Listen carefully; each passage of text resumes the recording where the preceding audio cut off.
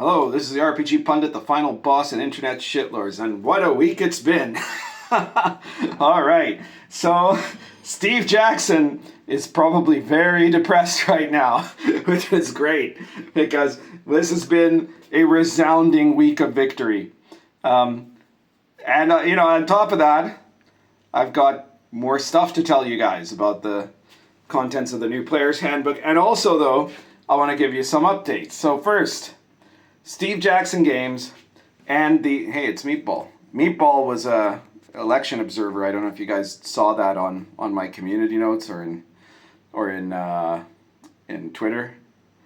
She did a very good job of observing the election because they won beyond the margin of rigging. So there we go. Well done, Meatball. Oh, sorry. She's in a mood. Meatball, what's going on? She wants to be outside, I think. I closed the door because there was too much noise from outside. Yeah, look at that resentful look of resentment that she has. You'll be outside as soon as I'm done, Meatball, okay? Alright, so, meanwhile, you got the Gamers for Harris website. 1,000 people by the end of it. If you've watched my video on that loyalty oath that they tried to require of everyone, they ended up getting about 1,000 people to sign in. Now that's a very convenient list for you to go and check their social media and write them, tell them, ask them how they're doing, see if they're all right, do a wellness check, remind them that it's going to be okay because now America's going to be great again, all that sort of thing. And that's not all the news I have, actually. There was something else. If you follow me on Twitter, you probably saw this, but you know that the other video I did about that Ravenloft novel, well, once again, my intrepid investigative reporters on the rpgsite.com started looking into this person, the person who wrote this novel. So if you don't know what I'm talking about, look back at my previous videos and you'll see there's something about Ravenloft there, and that's about a new novel that's being written about Ravenloft that basically is just a travesty to all of that setting. And it turns out that there's a good reason for that. I speculated in the video that the person who wrote this probably doesn't really know much of anything about Ravenloft or possibly about RPGs. And well, it turns out that's kind of right. Because as it happens, she is a very, very prolific author. But she is not an author of either RPG novels or RPG products. No, that's not what she does. She is, in fact, an extremely prolific writer of, how do we put this, erotic stories for sale, right? She has apparently over 118 titles available to download from Amazon, and which is, it's almost as many as I have RPG products. So there you go. That's a lot. That's a lot of work. Great deal of effort. Almost all of them are also themed on women and the relationships with either their stepdads or their granddads, right? So that is the person that Penguin Books chose and Wizards of the Coast approved to write a novel about Victorian morality, okay? Now, of course, the vampire mythos has some elements of scintillation to it, right? There's this element. There's always been this undercurrent in the vampire story of some kind of like evil seduction and things like that. But fundamentally, Meatball's looking to sit on the. She's now sitting, as you can see, on the Gonzo Fantasy Companion. Well, I'm glad it was there for your purpose, Meatball. But you guys should check out this. This is clearly Meatball's preferred book, the Gonzo Fantasy Companion. And it has all kinds of amazing generators and other types of tools that you can use to make your setting more weird and Gonzo-like in its fantasy. New ways to create races and intelligent animals and monsters and all kinds of other stuff. There's magic items in there. There's random dungeon generators, basically, and stuff like that, and all with a Gonzo theme to it. And it is Meatball's approved cushion also.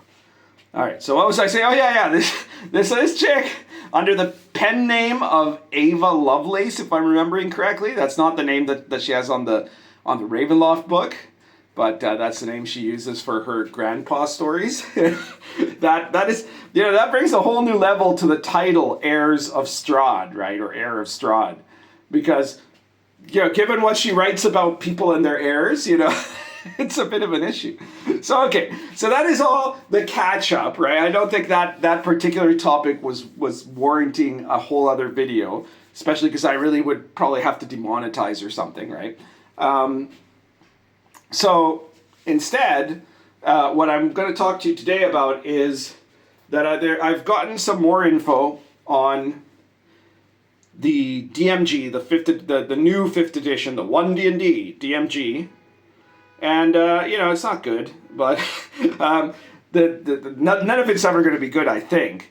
But one thing that is in the new DMG, aside from nonsense and safety tools, both of which are about basically the same thing, one of the things that they have on there is a kind of very brief setting guide to Greyhawk. So once again, they have put Greyhawk into the 3 core books as a kind of default setting. Now, that is both good news and bad news for Greyhawk fans. Obviously, the good news is that it's the first time D&D has done anything official with Greyhawk for like 20 years or so.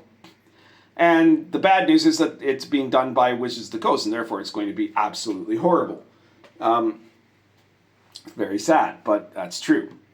So those are the kind of the dueling sides to it. And of course, the people making it probably don't know anything about Greyhawk, right? For those, if there are any of you who are real newbies here. So Greyhawk wasn't the oldest campaign. That was Blackmoor, which was Dave Arneson's. And nor was it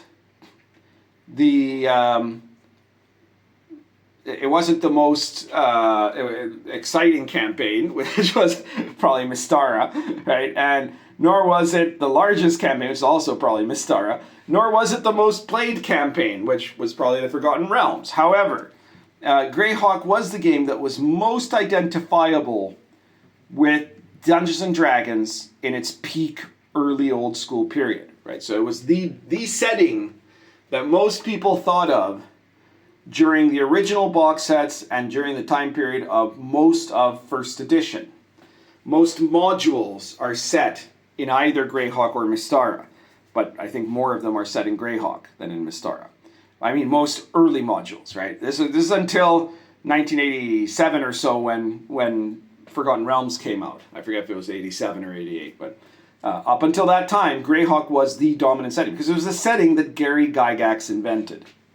And it's a very kind of generic fantasy and kitchen sink sort of setting, but it was quite good. And it made some things that became iconic to other settings. Like, for just one example, this is a Greyhawk map here. I'm going to put it in front of Meatball.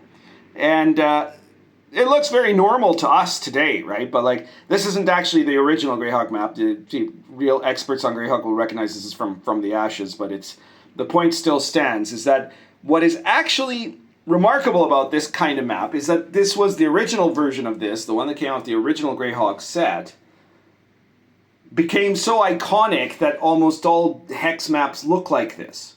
But it was started there. It was started with Greyhawk, with the Greyhawk map. In fact, the whole idea of using hexes was not unique to Greyhawk, of course, but it probably became so dominant because of Greyhawk. Because that was how Gary Gygax made it with his map, and it became kind of the standard. And otherwise, it could have been squares or it could have been nothing, right? Like it was later with like Forgotten Realms, famously got rid of the hexes, which was in my mind a mistake, right? And there was lots of a lot of the generic fantasy of D&D, a lot of the things that we now assume as being like inherently D&D came out of Greyhawk, all right? So what are they doing with it? Well, they've got like about 20 pages or so, I think, and that gives some very little room for bare bones descriptions and some very basic details. but it certainly leaves them room for DEI representation.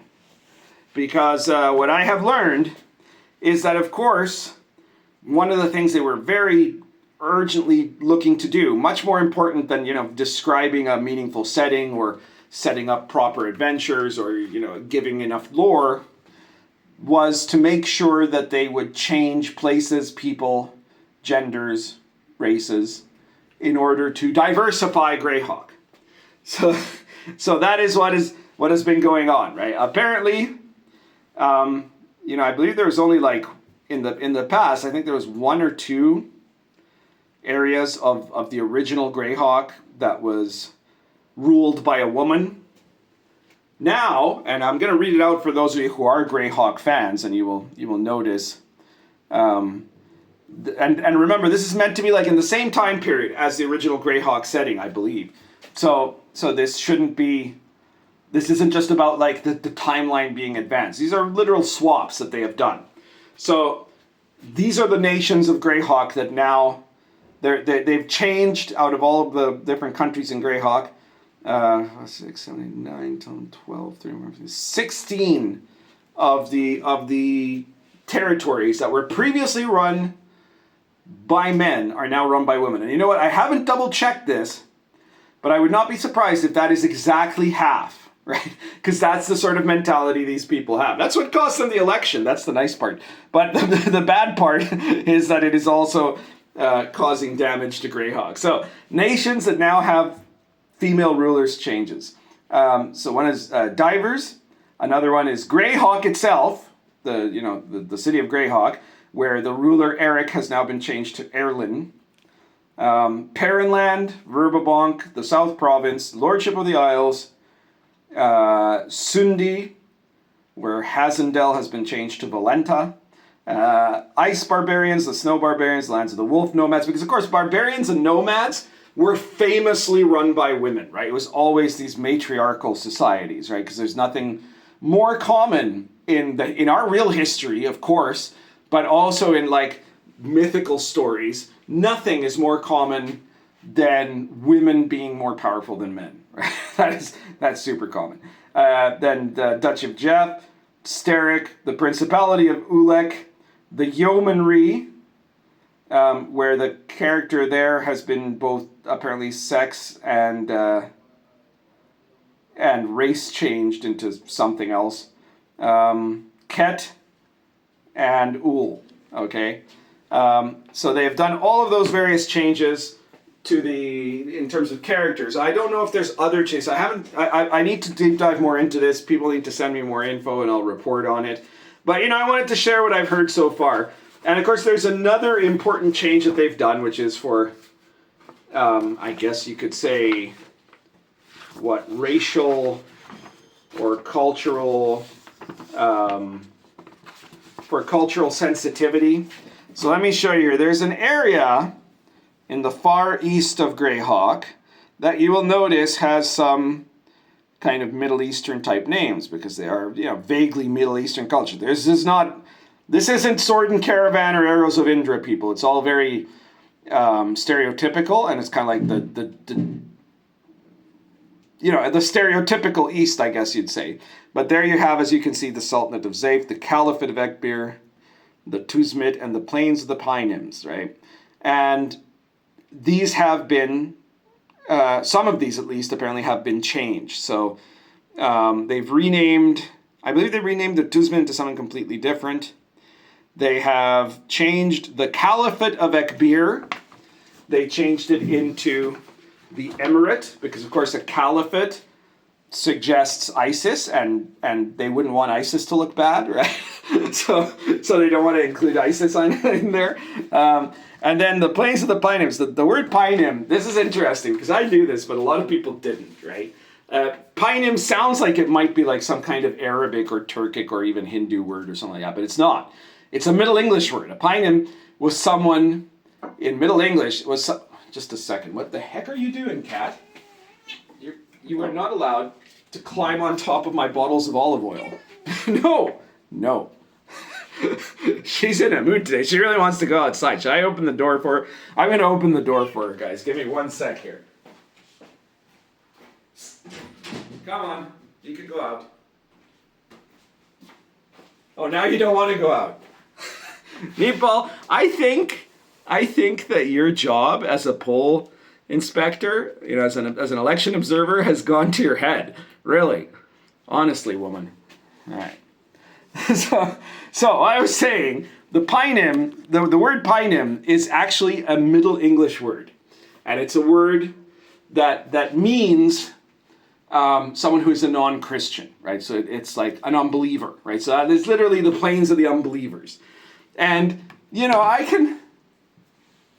I guess I can get why wizards might be sensitive about that, but I'm pretty sure that in the 50-year history of Greyhawk, there are 4 people who figured that out.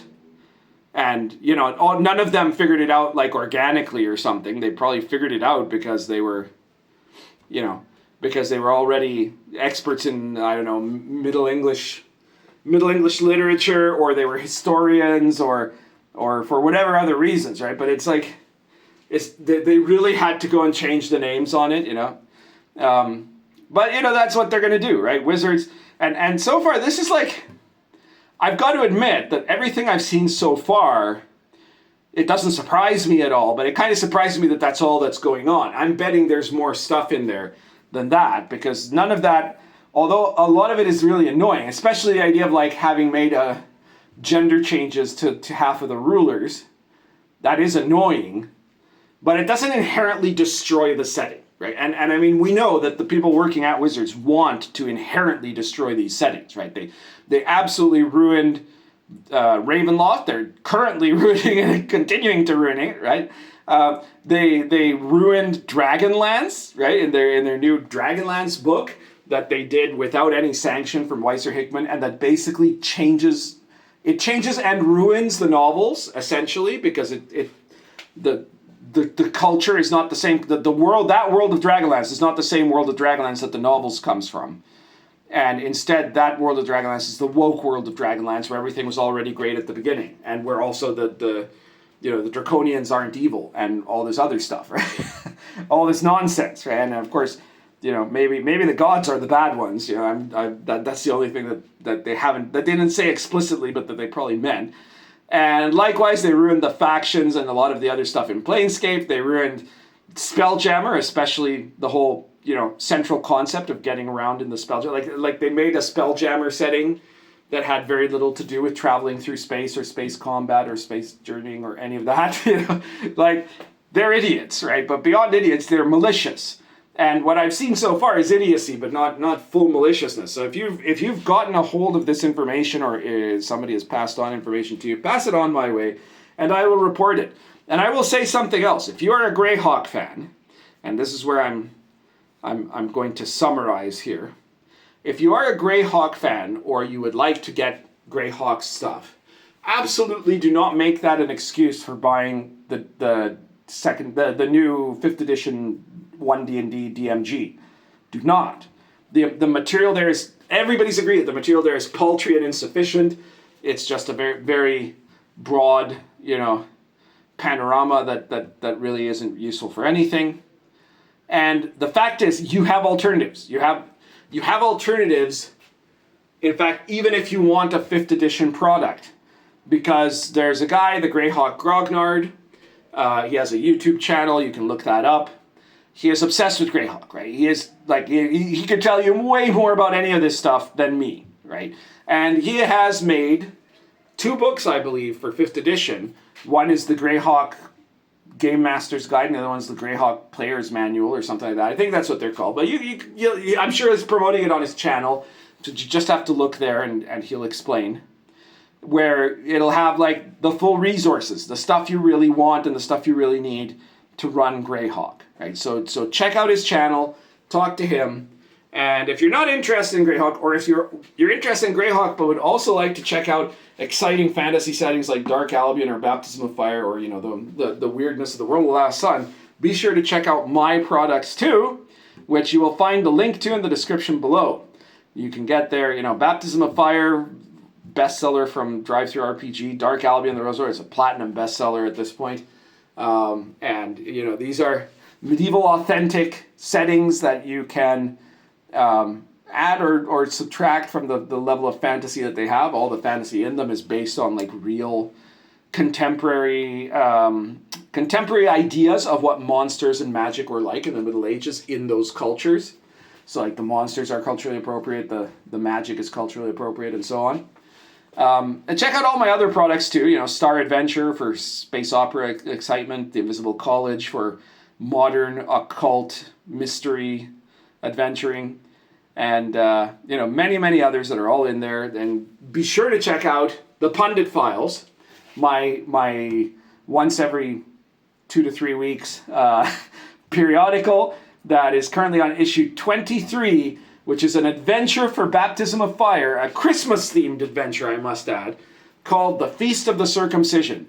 And you're going to really enjoy it if you're a Baptism of Fire DM looking for an adventure to run. If you don't like that, though, there's 22 other issues, all sorts of different topics. Every single issue only available at the Red Room Store. The link is in the description.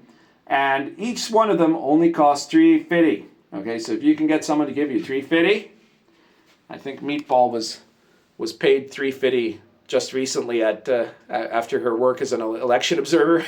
But I don't think Meatball isn't going to give you no $3.50. I gotta tell you, there's no chance in hell she's giving you $3.50. But you'll find someone, and then you can buy an issue of the Pundit Files. Okay, so I guess that's basically everything.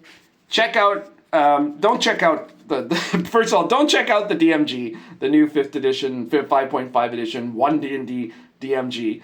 But if you're curious about Greyhawk, check out the Greyhawk Grognard's books. He is definitely not a woke guy. His products are also going to be really accurate with you know, the levels that the fandom has. And probably, I haven't looked at those two, but I've looked at some other stuff he's done. And my guess is that they'll be better organized than, say, like the original Greyhawk box set was. So, yeah, so keep that in mind.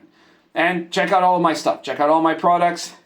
This last video I did with Steve Jackson, I had to put with, like, not monetized because, you know, there was too much of a chance of a complaint there. So I really appreciate it if you check out my stuff. You can always like send me a super thanks or something like that, but from my point of view, what makes more sense for you is to pick up one of my products, whether it's a little product like one of the Pundit Files or Pundit Presents issues, or whether it's something big like Baptism of Fire. I think you're going to enjoy any of them as long as you make the choice that's of a genre that interests you. And I think that it'll be well worth it for you, and that it's also a great way to get me some support for everything that I've been doing. There were some people recently that said that they, that I want you to stop talking about all this political stuff and, tell us more about your DM advice and things like that. And I'm like, yeah, sure, I am going to do more of those. But, if I'm doing those, you've got to be sure to promote them because they don't promote themselves as easily. The algorithm knows, and it will give more credence to stuff where I'm complaining about stuff than to stuff where I'm just giving you DM advice, right? So another way to help out if you really don't have any cash is to just like share my videos, Anyways, that's everything for today. I hope everyone's had a very happy and enjoyable week. I know I have. Currently smoking. This is a Lorenzetti Poker plus Argento Roots.